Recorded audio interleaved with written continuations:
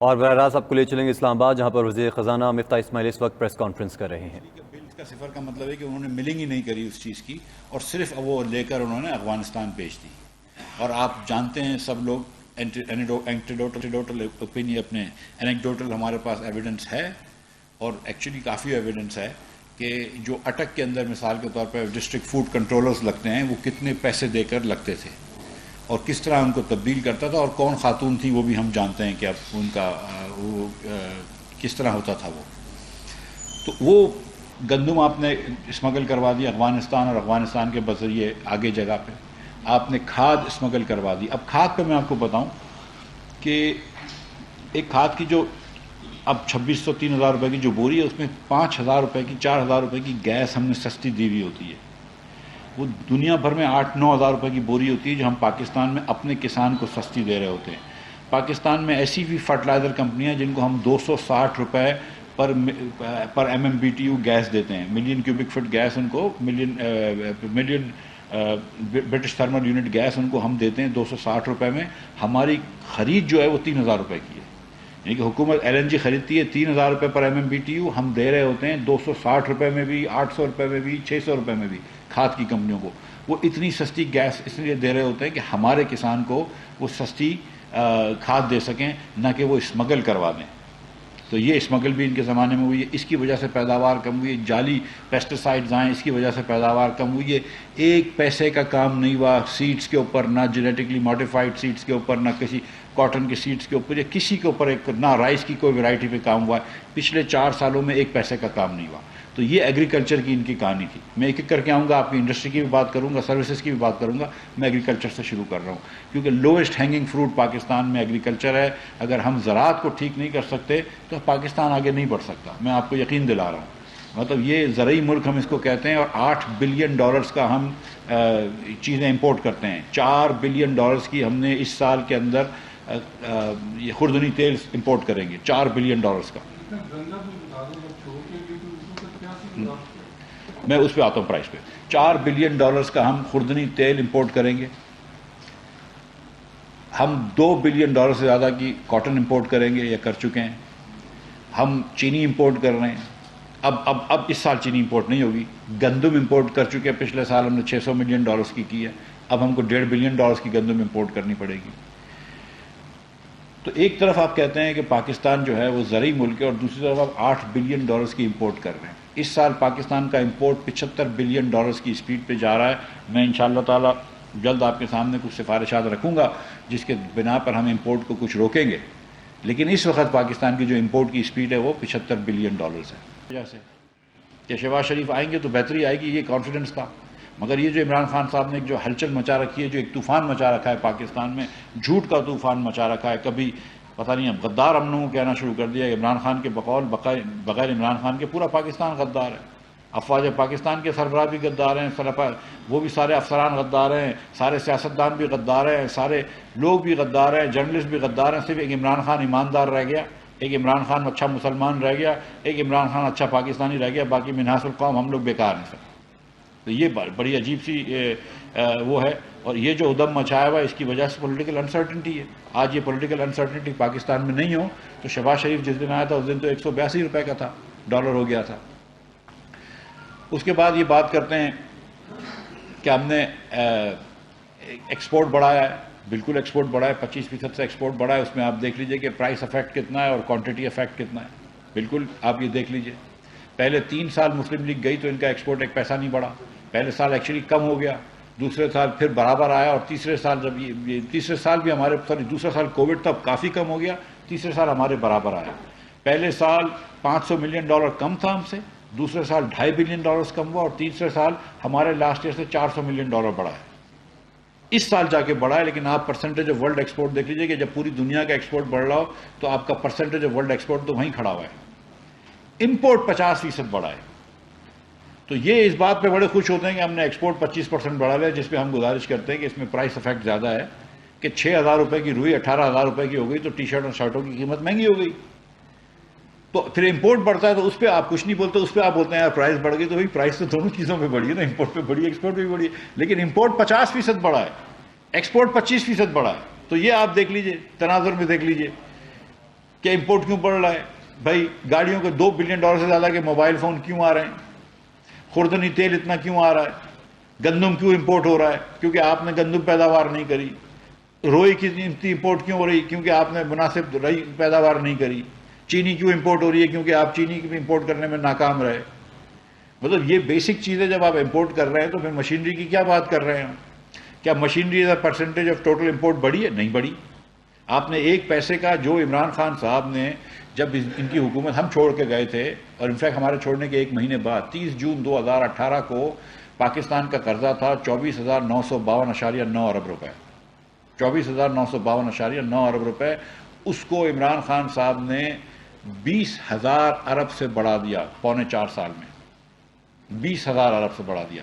یعنی کہ جتنا قرضہ پاکستان کے پہلے وزیر اعظم لیاقت علی خان نے لیا، اور لیاقت علی خان کے بعد جتنے وزرائے اعظم آئے، اس کے اندر مرزا صاحب تک سویلین وزیر اعظم آتے رہے، محمد علی بوگرا صاحب آئے، آیا چندریکر آئے، دیگر اور لوگ آئے.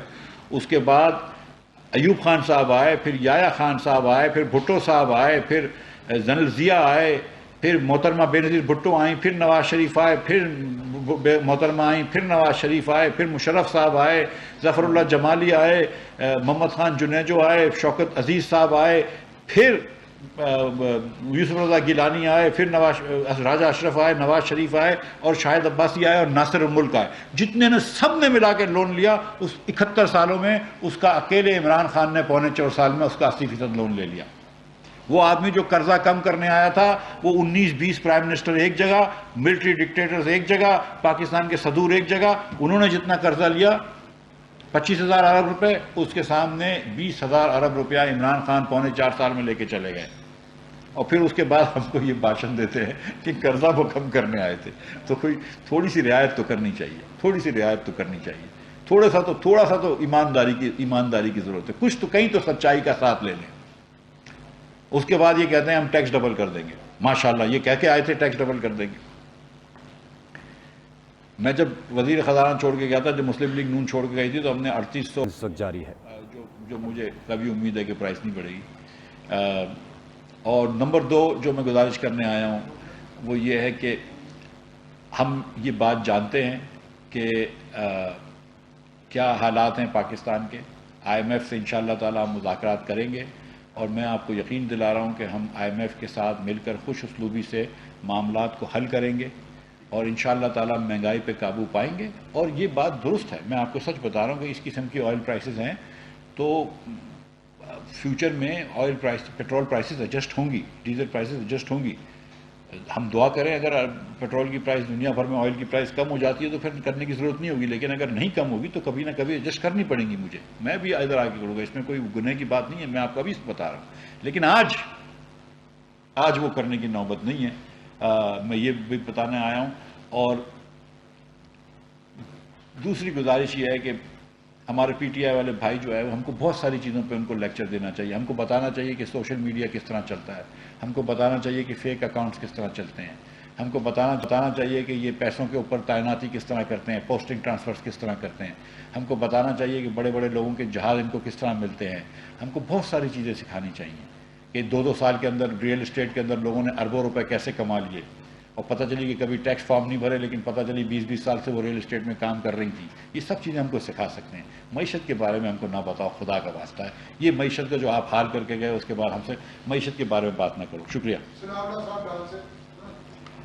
چھوٹے چھوٹے سوال ہیں. مجھے یہ بھی بیانیہ بنایا جا رہا ہے کہ پاکستان شاید سری لنکا بننے جا رہا ہے. نیٹ مجھے بتا دیں جو اسٹیٹ بینک کے ریزرو میں اگر ڈپازٹ آپ نکالتے تو نیٹ ریزرو کتنے آپ کے؟ دوسرا آپ کے کچھ وزیروں نے کہا کہ $140 ملین لندن سے آئے تھے، آپ نے وہ تلاش کر لی کس اکاؤنٹ میں ہے وہ؟ سیکنڈ، یہ جو آپ پرائسز یہ لندن میں فیصلہ ہوا ہے قیمتیں نہ بڑھانے کا یا ادھر فیصلہ ہوا؟ جی اس میں سے چھوٹا سوال کون سا تھا؟ ہاں پہلے میں آپ سے گزارش دیکھیں میں تو ایسے ہی عذرائے مذاق کیا رہا تھا. 3 سوال آپ نے پوچھے. پہلا سوال یہ تھا کہ ڈپازٹ اسٹیٹ بینک ریزرو جو تھے وہ $10.4 یا $10.3 بلین ہیں. ڈپازٹس آپ کو بھی پتا ہے ثناء اللہ صاحب کے کتنے؟ نہیں آپ کو پتا ہے اسٹیٹ بینک کی ویب سائٹ پہ بھی ہے. مجھے جواب دینے. اور دوسرا آپ یہ بھی جانتے ہیں سر کہ حکومت پاکستان کے پاس کافی قرض ہے، یہ بات درست ہے، لیکن پاکستان کے وسائل دیکھیے یار، ہم کو سری لنکا سے آپ کمپیئر نہیں کر سکتے، ان کے ریشوز بہت آؤٹ تھے.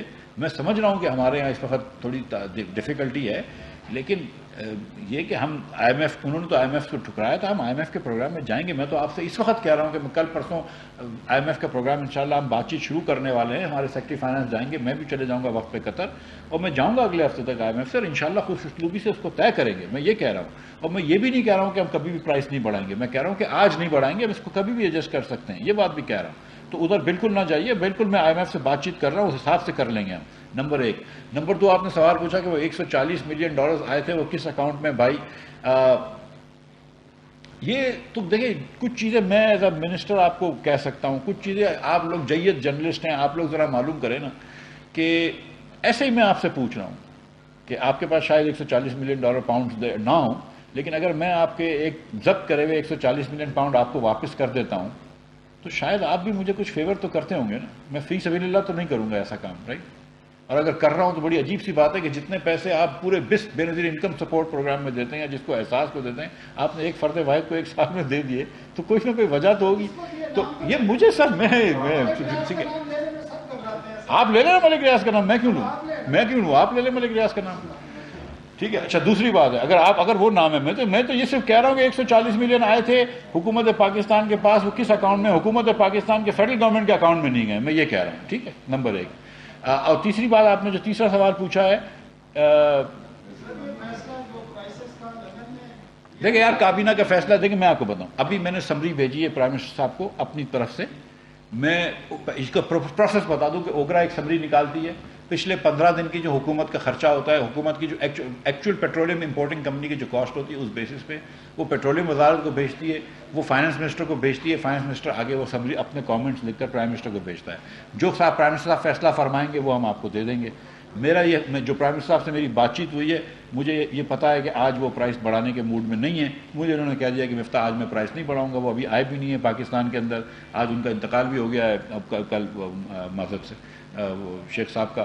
تو پرائم منسٹر صاحب آئیں گے تو میں کل ان کے ساتھ بیٹھ جاؤں گا، بات کر لوں گا. وہ آج راستے میں مجھ سے بغیر میٹنگ کرے یہ فیصلہ نہیں فرمانا چاہتے تھے. بس ہو گیا تھا.